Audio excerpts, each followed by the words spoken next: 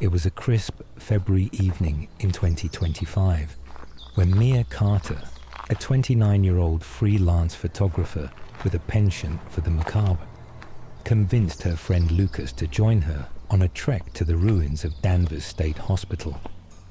The sprawling, Gothic structure had been mostly demolished years ago, replaced by a sterile apartment complex, but a few crumbling wings still stood, boarded up, fenced off, and plastered with no trespassing signs.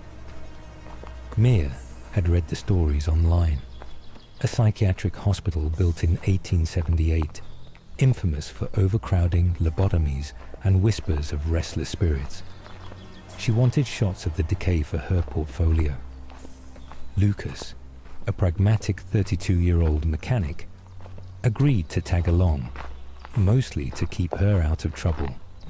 They arrived just after dusk on February 27th, parking Mia's beat-up Subaru along a wooded road near the property's edge. The air was sharp with the scent of pine and damp earth, and a thin fog clung to the ground, curling around the skeletal remains of the old hospital wings.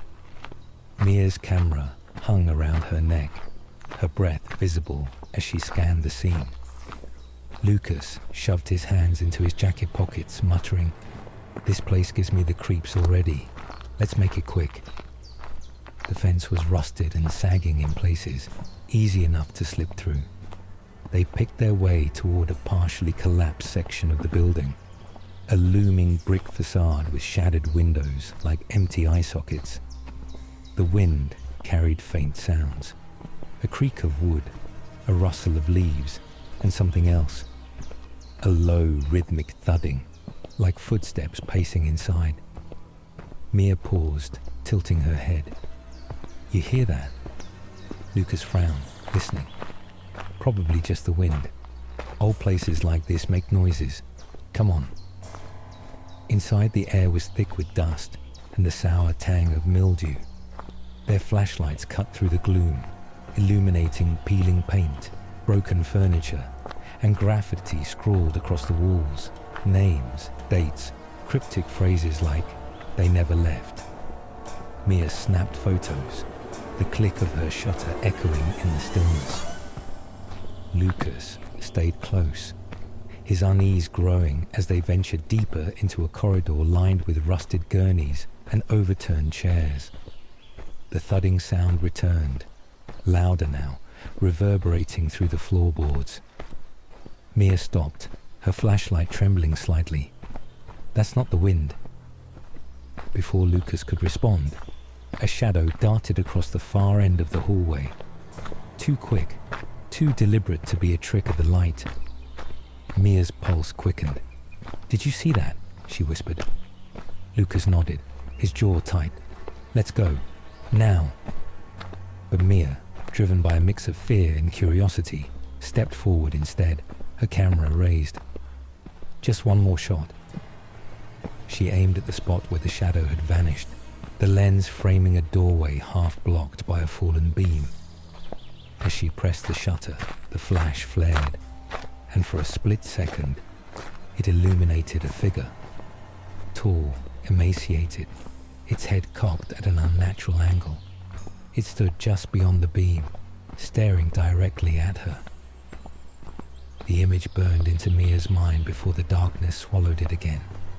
She stumbled back, gasping, and Lucas grabbed her arm. "What the hell was that?" he hissed. The thudding grew frantic, joined by a sound like fingernails scraping against metal. It was coming from all directions now, closing in. They bolted back the way they'd come, their footsteps pounding against the warped floor. Mia's camera swung wildly, the strap digging into her neck. Behind them, the scraping sharpened into a guttural wail, low and mournful, then rising into a scream that clawed at their eardrums. They burst through the fence, collapsing beside the car, their breaths ragged. Lucas fumbled with the keys, glancing back at the hospital. The fog had thickened, but through it, he swore he saw shapes, dozens of them, shuffling toward the fence, their outlines blurred but unmistakably human. Mia didn't look. She was staring at her camera, her hands shaking as she pulled up the last photo. The screen glowed in the dimness, showing the doorway and the beam. But the figure wasn't alone anymore.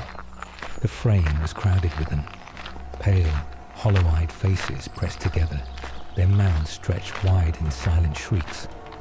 Some wore tattered hospital gowns. Others had no eyes at all, just black pits weeping something dark.